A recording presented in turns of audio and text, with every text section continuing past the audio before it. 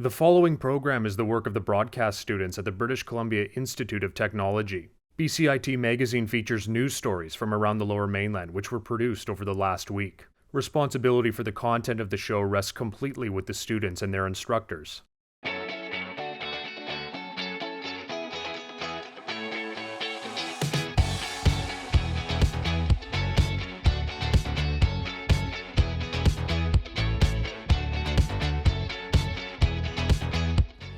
Coming up on BCIT Magazine, rapid tests for seniors. Gas prices hit an all-time high.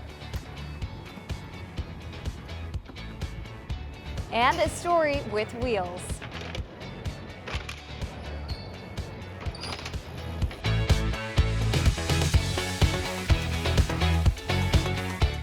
Welcome to BCIT Magazine. I'm Ben Basran.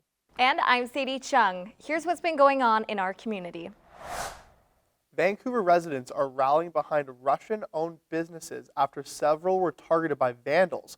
This comes as the conflict between Russia and Ukraine continues into its third week. Our reporter Connor Oliver has our top story. 1, 2, 3, go! Monday is rehearsal night for the Russian Balalaika Orchestra. And if you were just to sit in and watch, you would have no idea that last Saturday, the Russian Community Center in Kitsilano was attacked, vandalized with blue and yellow paint, the colors of the Ukrainian flag. And that was really hurtful because what the people don't know is that 80% of our membership is actually Ukrainian. And so here at the center, we at the Russian Community Center Vancouver, we're Canadian. That's first and foremost. And the community center hasn't been the only Russian venue to be hit over the past few weeks. The Russian Spoon Bakery in Harbour Center received threats against its staff and owner. It was phone calls and it was emails. We had some very, I can't say mad people, but people very stressed. So the Russian Spoon fought back, with kindness, donating $1 for every Ukrainian meal sold last week, raising a total of $438. They will continue to raise funds going forward. Mitrofanova says that as people have become aware of what's been happening, more positive interactions begin to shine through. So every bad interaction covered by 5-6 good interaction. I mean by phone calls. We have good phone calls, we have bad phone calls. And the reaction at the community center has been largely the same. As we were cleaning, as people were passing by, they were all saying, "Oh, we're so sorry, we're so sorry." We got hugs from people. We had people, offer to help us. And we've been here for 50 years. And all of the merchants and the business association have been so supportive. Now where there once was vandalism, I don't know. That was such a beautiful surprise. flowers from a community showing its support. Connor Oliver in Vancouver for BCIT Magazine. We are now joined by reporter Connor Oliver. Connor, what other similarities are shared between the Russian Spoon and the Russian Community Center? Well, Ben, both places really wanted to touch on how multicultural they are. The community center brought to the fact that while yes, many Russians do attend, there are also Ukrainians, Koreans, and people from other nationalities that go there. And the Russian Spoon wanted to bring up that many of their staff are also from places like Kazakhstan and Moldova. Both places, though, emphasize that they are, at heart, Canadian. Back to you. Thank you, Connor. The current Russian oil ban has fueled gas prices in BC to record heights. With no end in sight, drivers in the Lower Mainland are feeling the squeeze at the pumps. My co-anchor Ben Basran takes us on a drive. Fueling up now is quite the tab attached to it as gas prices continue to rise. For students who need to commute, it can be an extra burden and stress. Well, it's been pretty frustrating having to pick up an extra shift at work a week just to pay for the gas getting more expensive. Stevenson isn't alone and says many of his BCIT classmates have now resorted to taking public transit to avoid these high gas rates. He says he would like to see BC follow the lead of other provinces. I was a little bit surprised that BC didn't follow other provinces when they put in a cap to the gas prices. So that's a little bit frustrating. So hopefully this can all be over soon. But one industry spokesperson says this could just be the beginning. I think that short term it could get a lot worse. And a lot of that depends on the will of Western governments to impose full sanctions on Russia and say that they're not going to purchase any oil or natural gas as well. And with the world returning to normal as COVID restrictions ease, oil is back in high demand. People are driving to work again. People are getting back on planes and ships. So the demand for refined products is coming up at the same time that there are constraints in supply of oil. An industry directly affected by these rising gas prices is the taxi business. Unlike Uber and other rideshare services, the province dictates taxi fares. As the car's expenses goes up and the gas price goes up, we are losing our income day by day. Ross Muzave-Zadeh has been driving a taxi since moving to Canada in 1995. He is a people person and has built relationships with those throughout his community, but he fears he may have to find other employment given the current prices. With $500 million of oil coming from Russia to Canada per year and only 5% of cars on the road being electric, the future could certainly be an expensive one for Canadians when it comes to gas. Ben Bastren in Vancouver for BCIT Magazine. It's not just gas going up. The cost of living continues to climb as well. Inflation is at levels not seen in more than 30 years. But as reporter Elijah Polson tells us, there's still ways for people to save money. Cutting costs is the name of the game these days. We offer it for free for anybody who wants to come in and get a free haircut, knowing that it is going to be done by a student who is in training. And promotions like Blanche McDonald Centers are enticing as ever. A recent study published by the Angus Reid Institute suggests over half of Canadians feel they can't keep up with the rising cost of living. Historic inflation, fuel, and housing prices are the primary culprits of the cause, making an already expensive Vancouver incredibly pricey. However, there are still many ways for British Columbians to save cash, like thrift shopping to find discounts on clothes and other goods. When I compare to other things, and here's pricing is kind of a little bit cheaper. And then for me, I will say if I'm not working here, definitely I will come and shop here because it's like everything is cheaper. Gas is another expense that soared in recent weeks, primarily due to the Russia-Ukraine conflict. And with the war not ending anytime soon, even yesterday's price could look like a steal compared to today's. Using a Compass card and transit could be cheaper than gas alone, and that's before factoring in other expenses of owning a car. One barber program offers free haircuts from their own students. Ryan Nunez calls the service a hidden gem. Even though I was sort of in the scene of barbering and stuff, I never knew that this program was a thing. And just by being here is how I learned that it was a thing, so I don't think many people do know about it. By hunting for deals like these, Vancouverites can continue to live their best lives without having to shave down their savings. Elijah Polson in Vancouver for BCIT Magazine. Prime Minister Justin Trudeau has announced an extension of Canada's NATO mission in the Baltics. Trudeau spoke at a military base to the leaders of Latvia, Lithuania, and Estonia on Tuesday. He promised that Canada would stand with them in their countries against any Russian aggression. People 60 years or older can now pick up a COVID rapid antigen test at their local pharmacy. BCIT has also received rapid tests for staff and students. Reporter Ben Raymer puts this story to the test. The signs are up. Rapid antigen tests are becoming more and more accessible for people in BC. On March 7th, pharmacies were given the green light to hand out rapid antigen tests to people aged 60 and older. This pharmacist says getting an antigen rapid test was not an easy process in the past. There was a high demand for it at one point, especially around Christmas and January, and it was hard to find. Abdul Ahad believes having access to rapid antigen tests during the winter would have been much better due to winter being the time when people get the most sick. We're heading into the spring months and eventually into the summer. It would have been more beneficial to have the tests available earlier. At BCIT, 5 rapid antigen tests will be given out to every student and faculty member. BCIT faculty are hoping this will ease the stress that COVID-19 has brought upon students. Anytime we can get an additional tool to respond to COVID, it's always going to be a strong measurement of reducing mental health and anxiety.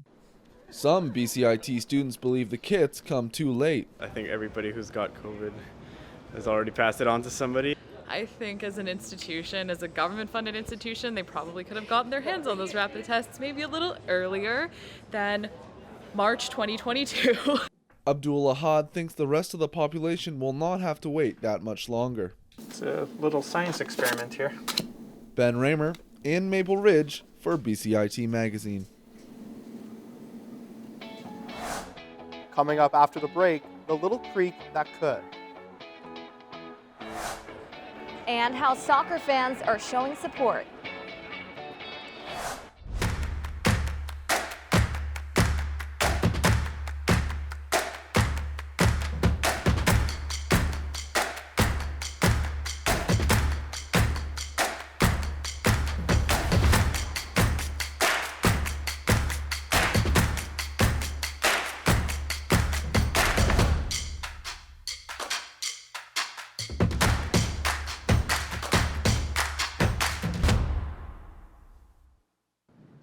Spring break is just around the corner, which means it's time to dust off those board shorts and apply some sunscreen. I'm David Natalini. And I'm Alexander Marlowe, and this is your community calendar for March 10th. Oi laddie, come celebrate St. Patrick's Day for the 17th annual Celtic Fest, where you can enjoy a comedy show as well as a scavenger hunt for a golden nugget. Finally, you can enter a raffle for a 7-day trip to Ireland.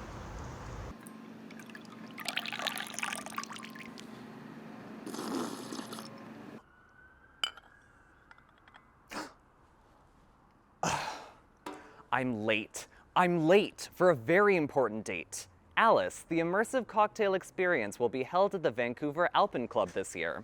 Join Alice and climb down the rabbit hole to play croquet with flamingos, paint the roses red, and devour eat-me cakes. Answer trivia throughout the night in order to understand 2 unique cocktail recipes. Introducing first, the Mana Crusher! Our next contender, Alexander. All-Star Wrestling returns to action with an exciting card at the Maritime Labor Center in Vancouver. Watch your favorite Vancouver wrestling stars live. And that was your community calendar for March 10th. I'm David Natalini. And I'm Alexander Marlowe. Have a great spring break, BCIT. Thousands of bike enthusiasts gathered at the Vancouver Convention Center this week. Reporter Joshua Rice takes us for a ride.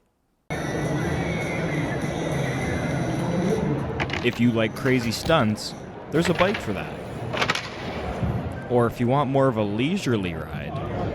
People are starting to realize that e-bikes are really fun. They can get you to work. They can get you to do extra mile, although you're working out. So it's just a general realization from the population that e-bikes are here. There's even a cool paracycle to check out. And as paracyclist Christian Bagg explained, there's a bike suited for everyone. So having injured myself almost 25 years ago now as a T7 paraplegic, I was a mountain biker before I was injured, and I wanted to be a mountain biker after I was injured.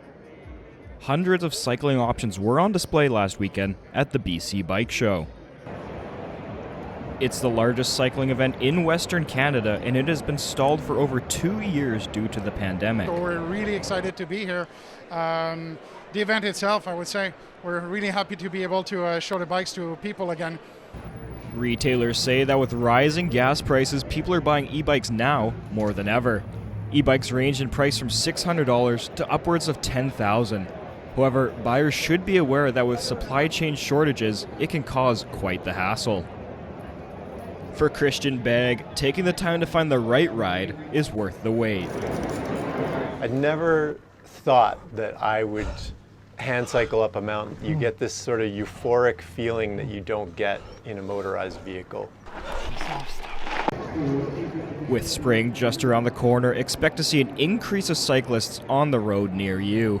I'm Joshua Rice in Vancouver with BCIT Magazine. Our reporter Joshua Rice joins us now. So Josh, how far can someone go on a single e-bike charge? Well, Sadie, the average e-bike can get you anywhere between 35 and 50 kilometers with some relaxed pedaling. But if you're willing to spend a lump sum of cash, some e-bikes can get you over 100 kilometers. Back to you. Thank you, Josh. Plans are underway to uncover a local stream that runs under the BCIT Burnaby campus. This follows the launch of a children's book based on the true story of Guichon Creek. My co-anchor Sadie Chung took a trip to learn more.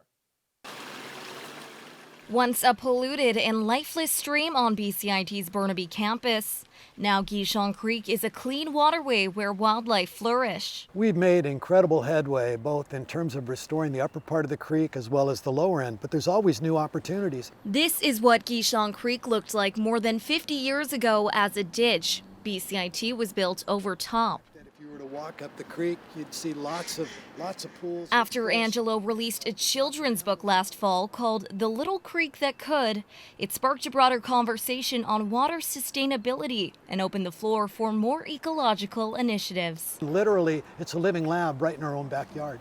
BCIT has recently received provincial funding for the first phase of daylighting a portion of the creek from Canada Way to Smith Street. This means going from an underground culvert to an open-air river channel.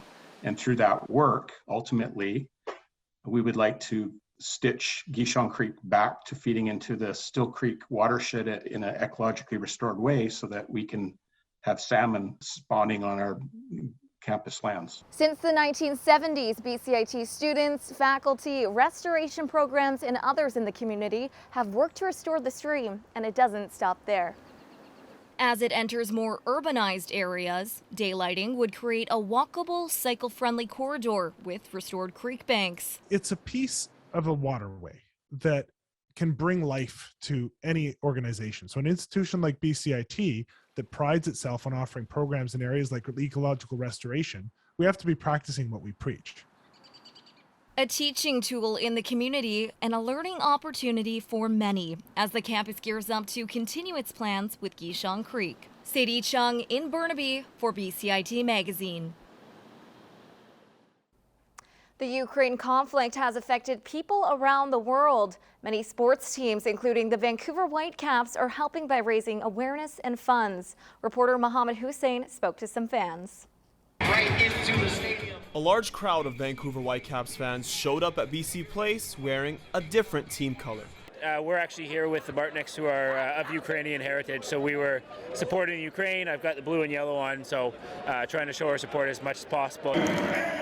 During the game, the Whitecaps gave attendees Ukrainian flags and played the Ukrainian national anthem. It was good. Yeah. People should know what's going on, and I mean, I would think the general population wants to support Ukraine. We stand beside them. It's freedom.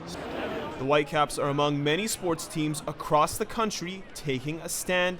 The Winnipeg Jets recently brought in a Ukrainian choir to pay tribute.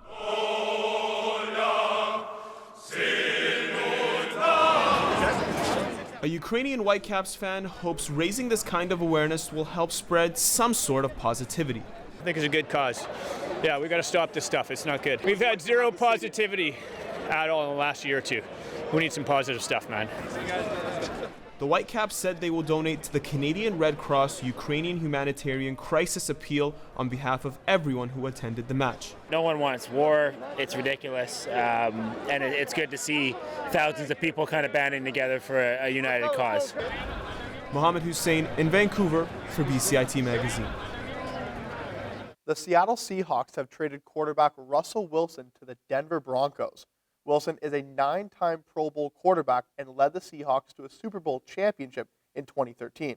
In exchange for Wilson, the Seahawks have received 3 new players. Vancouver is home to 9 permanent skate parks, but as our reporter Nate Lewis found out, there's a call for more spaces that can be used year-round. While folks of all abilities share skating space, there isn't enough room for everyone, especially in poor conditions. I think definitely having a space that we could use year-round that's big enough to support the whole skate scene, because there's lots and lots of skateboarders in Vancouver, would be really, really powerful. And it's not just run-of-the-mill skate parks that are needed. So are facilities for elite skaters. Skateboarding was recently recognized as an Olympic sport, and while Canada has a skate team, they don't have proper facilities to train here. Ray, a registered nurse, provides health support for Canada Skateboard. So all of the members are from Canada, but a majority of them live and train in California. Big part of that is just the weather and the amount of skate parks and skate features that they have in California. Vancouver's great, but we don't have the same quality of parks that a lot of the places in the States do. And while Vancouver can be very wet, only one of the local skate parks, the Plaza, has any cover from rain and snow. Definitely hard to keep at it when it's raining and in the winter. That's one thing that I wish Vancouver had more of, was indoor spaces for skating. Cover is important because wet surfaces damage boards and increase the risk of injuries. There's a seasonal ramp that the Vancouver Skateboard Coalition sets up on Granville Island. One's indoors too, so that's like a really good space for the winter. If you want to get out and meet new people and sort of build a community, that's a really good spot to go. With the ramp shut down as it usually does for the summer, local skaters are left to hope for good weather. Skateboarding is growing in popularity and anyone can get out and do it, but it's harder than it looks. I'm Nate Lewis in East Vancouver for BCIT Magazine. If you have any questions regarding the show, you can contact us at bcit-broadcast.com or bcitnews.com. Thank you for joining us for this week's edition of BCIT Magazine. I'm Ben Bassra. And I'm Sadie Chung. Have a great spring break, BCIT.